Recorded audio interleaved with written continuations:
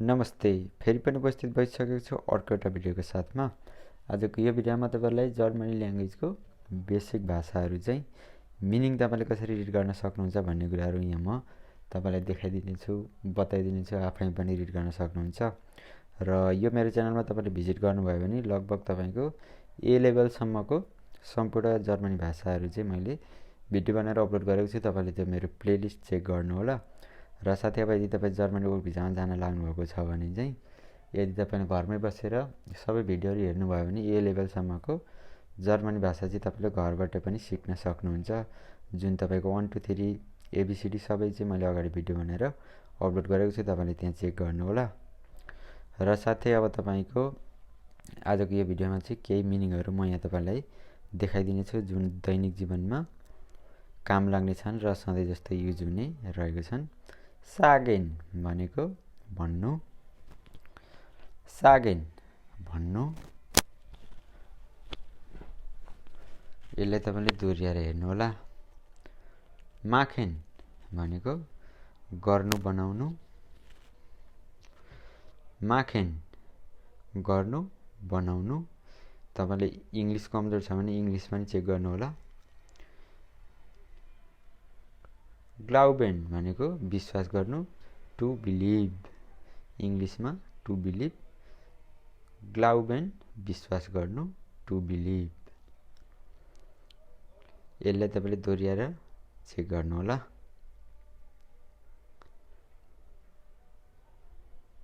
गेहेन भनेको जानु, अङ्ग्रेजीमा टु गो। गेहेन नेपालीमा जानु, अङ्ग्रेजीमा टु गो। फिन्देन भनेको खोज्ने, टु फाइन्ड। फिन्देन भनेको खोज्नु, फाइन्ड भने जस्तै सुनेको रहेछ।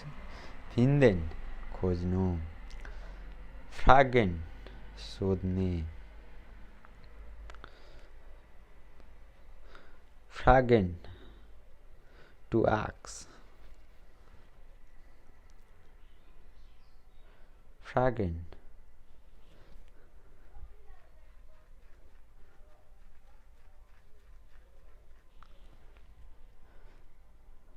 फारेन भनेको ड्राइभ गर्नु, फारेन भनेको ड्राइभ गर्नु,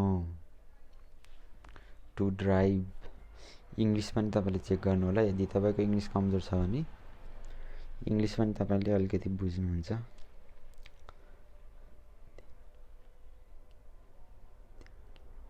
देङ्गेन भनेको सोच्नु, थिङ्किङ भने जस्तै देङ्गेङ भनेको चाहिँ सोच्नु। यो स्पेलिङ मेरो गलत भएको छ भने तपाईँले सही उच्चारण गर्नुहोला।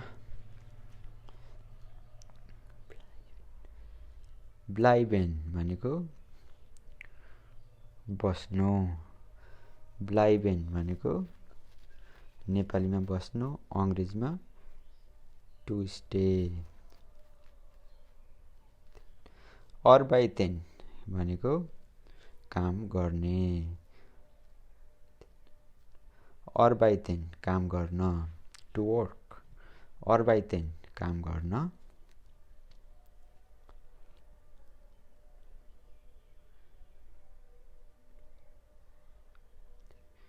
प्लोजलिक भनेको अचानक, प्लोजलिक भनेको अचानक, प्लोजलिक अचानक, प्लोजलिक अचानक। यसलाई तपाईँले दोहोऱ्याएर चेक गर्नु होला किनभने यो अलिकति अप्ठ्यारो छ। प्लोजलिक अचानक। इङ्ग्लिसमा सडनली। लाङ लामो अग्लो, लाङ लामो अग्लो, लङ टेल। लाङ भनेको लामो अग्लो। यसलाई पनि तपाईँले दोहोऱ्याएर चेक गर्नुहोला। लाङ लामो अग्लो।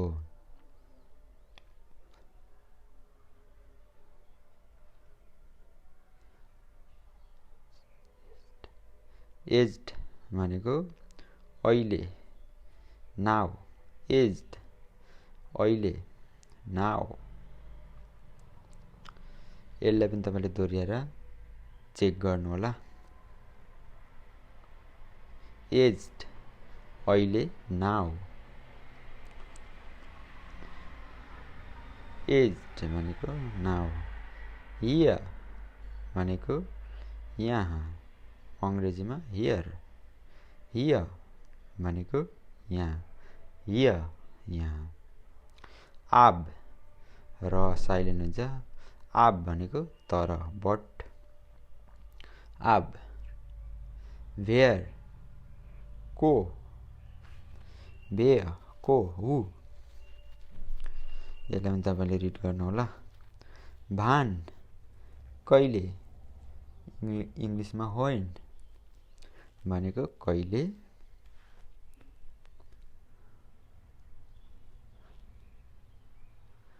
भान भनेको कहिले।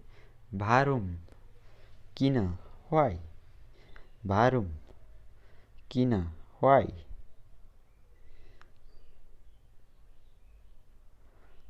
हार्स भनेको के, वार्स के। उस्तै उस्तै सुनिन्छ, इंग्लिश जस्तै हो।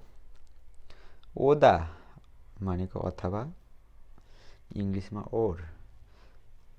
युबर भनेको माथि, बारेमा, मार्फत। युबर भनेको माथि, बारेमा, मार्फत।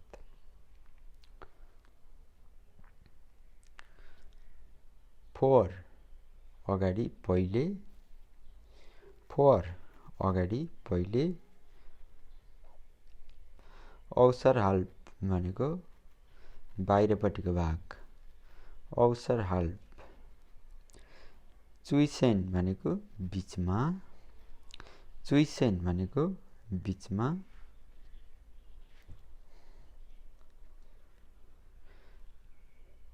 स्टार्ट आन स्टार्ट भनेको सट्टामा, स्टार्ट आन स्टार्ट भनेको सट्टामा।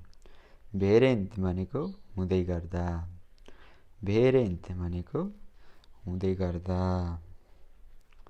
यसरी तपाईले रिड गर्नु होला। भेगेन त्यसकारण, इंग्लिशमा बिकज अफ। भेगेन त्यसकारण, बिकज अफ। इनर हाल्फ भनेको भित्रपट्टिको भाग, इनर हाल्फ भनेको भित्रपट्टिको भाग। भान कहिले, इंग्लिशमा व्हेन, व्हेन कहिले, भान। दैरफेन भनेको सक्छौ, सक्छ, अनुमतिका साथ। म्युसेन भनेको गर्न पर्छ, जसरी पनि, टु ह्याभ टु।